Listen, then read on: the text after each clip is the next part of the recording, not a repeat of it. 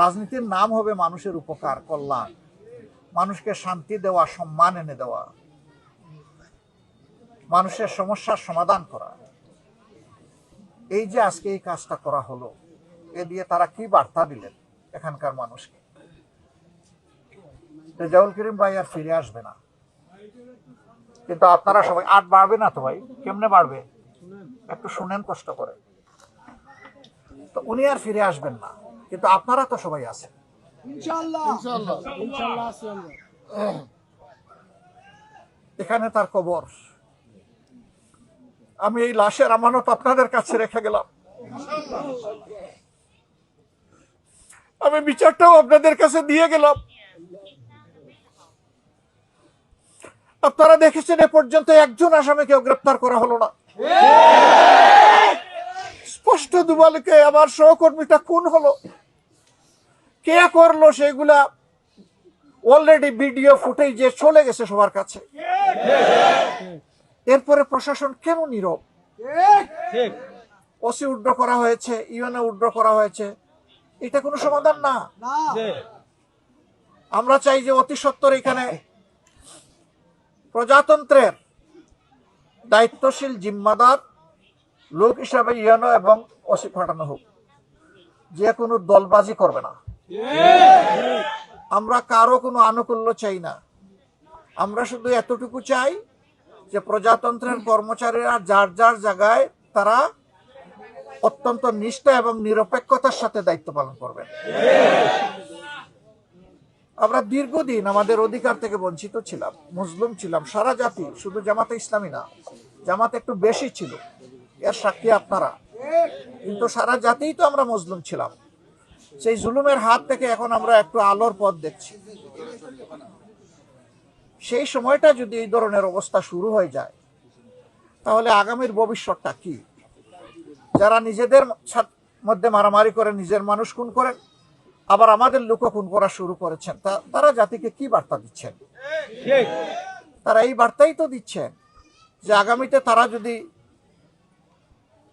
কোনো কায়দায় এই জাতির নেতৃত্বে চলে আসে, তাহলে এই জাতিকে তারা শান্তি দিবে না। আবার খুনের রাজনীতি, আবার ছুপ ছুপ রক্ত আর খাড়ি খাড়ি লাশ সারা বাংলাদেশ পাবে। আপনারা কি এটা চান? আমরা একটা শান্তির বাংলাদেশ চাই, যেই বাংলাদেশে শিশু, কিশোর, কিশোরী, তরুণ, তরুণী, যুবক, যুবতী, প্রৌঢ়, বৃদ্ধ, বৃদ্ধা, সমস্ত মানুষ ইজ্জত এবং নিরাপত্তার সাথে থাকবে। বিশেষ করে আমাদের মায়েদের নিরাপত্তা নিয়ে আমরা বর্তমান পরিস্থিতির উপর শঙ্কিত। কি হুমকি ধুমকি বিভিন্ন জায়গায় কি করা হচ্ছে সাক্ষী আপনারা। এই কয়েকদিন পরে এর প্রতিবাদ করছি। গতকাল আমার টুইটার যেটাকে বলা হতো, এখন এটাকে এক্স বলে, দুষ্ট চক্র আমার এটা হ্যাক করে মাদের প্রতি অপমানজনক একটা কথা আমার এখান থেকে ছেড়ে দিয়েছে। এরা ডাকাত, এরা কাপুরুষ। আমরা মায়েদের সম্মানকে উঁচু করে তুলে ধরতে চাই, আর ওরা বলে আমার মায়ের কাপড় খুলে নেবে। আমরা পরিষ্কার বলে দিচ্ছি, পুরুষ হোক নারী হোক, সবার ঠিকানা ছিল মায়ের গর্ভ, ঠিকানা ছিল মায়ের বুক। এই মায়ের অসম্মান আমরা বরদাস্ত করব না। মাদের প্রতি আমাদের এই ভালোবাসা এবং এই সম্মানকে যারা কলঙ্কিত করতে চায়, জাতি তাদেরকে ক্ষমা করবে না। আমাদের কর্মকাণ্ডকে যারা ভয় পায়, যারা নীতি দিয়ে, চরিত্র দিয়ে মোকাবেলা করতে পারে না, তারাই কেবল কুরুচিপূর্ণ এই সমস্ত জিনিসের আশ্রয় নিয়ে থাকে। দুনিয়ার মানুষকে বোকা ভাববেন না। আপনিও জ্ঞানী, কিন্তু মানুষও জ্ঞানী। সব মানুষ সব মামলতবাজি, সব ধরনের ধান্দাবাজি ধরে ফেলে, এটা সময় লাগে না। আমরা আবারও বলবো, দোয়া করেন একটা শান্তির বাংলাদেশ আপনাদেরকে সাথে নিয়ে যেন আমরা করতে পারি। আমাদের মা বোনদের জন্য যেন একটা নিরাপদ বাংলাদেশ উপহার দিতে পারি। যুবক যুবতীদের হাতে যেন আমরা দেশ গড়ার কারিগর হিসাবে কাজ তুলে দিতে পারি। আমাদের ভাই কারো কাছে বেকার বাঁধার দরকার নাই। আমাদের যুব সমাজ তার সম্মানের একটা কাজ চায়। আমরা ওই কাজের হাত হিসেবে ইনশাল্লাহ তাদেরকে তৈরি করব। যারা এই উপকর্ম করেছেন আমি আল্লাহর দরবারে দোয়া করি আল্লাহ তাদেরকে হেদায়েত দান করুন।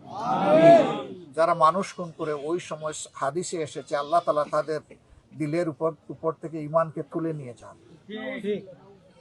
তারা তওবা করুক, আল্লাহ তাদেরকে হেদায়েত দিন, তারা মানুষ হোক, তারা মানুষকে সম্মান করতে শিখুক, কল্যাণের ধারার রাজনীতিতে ফিরে আসুক, পৈশাচিক অমানবিক ধারার রাজনীতি তারা পরিহার করুক। আল্লাহ আমাদের সকলকে এই তৌফিক দান করুন। অনির্ধারিত এই সময়ে আমি বিশ্বাস করি আমার ভাই শহীদ রেজাউল করিম তার প্রতি আপনাদের ভালোবাসার কারণেই আপনারা এখানে এসেছেন, এবং আমি এটাও বিশ্বাস করি একজন আলেমে দিন ছিলেন। এই ভালোবাসাটা আল্লাহর জন্য। মহান প্রভুর দরবারে দোয়া করি আল্লাহ আপনাদের এই ভালোবাসাকে কবুল করুন। এই ভালোবাসাকে আল্লাহ দুনিয়ায় শক্তিশালী এবং প্রসারিত করে দিন। এই ভালোবাসাকে আল্লাহ তাআলা জান্নাত পর্যন্ত পৌঁছে দিন। আমরা যেন সেখানেও পরস্পরের ভালোবাসার আপনজন হয়ে থাকতে পারি। আপনারা দোয়া করবেন, ভাইয়েরা দোয়া করবেন, মায়েরা দোয়া করবেন, আমাদের সালাম সবার কাছে পৌঁছে দেবেন। আল্লাহ তাআলা সময় সুযোগ দিলে আবারও আসবো ইনশাআল্লাহ। আমাদের দেহ যেখানেই থাকুক আমাদের ভাইয়ের জন্য মনের একটা কোণে এখানে পড়ে থাকবে ইনশাআল্লাহ। আমরা তাকে অন্তরে ধারণ করি এবং আমি বিশ্বাস করি এই এলাকার মানুষও তাকে সম্মানের সাথে ভালোবাসার সাথে অন্তরে ধারণ করবে। আল্লাহ তাআলা আপনাদের সম্মান বৃদ্ধি করে দিন। আল্লাহ তাআলা আমাদের ভাইকে ক্ষমা করুন, তার উপর রহম করুন এবং তার আপনজনকে আল্লাহ রাব্বুল আলামিন সবরে জামিল আতা করুন। রাব্বুল আলামিন তাকে এখন থেকেই জান্নাতের আলা দরজা দান করুন, জান্নাতুল ফেরদাউসের মেহমান হিসেবে কবুল করুন। সবাইকে অনেক শুকরিয়া। আসসালামু আলাইকুম ওয়া রাহমাতুল্লাহ।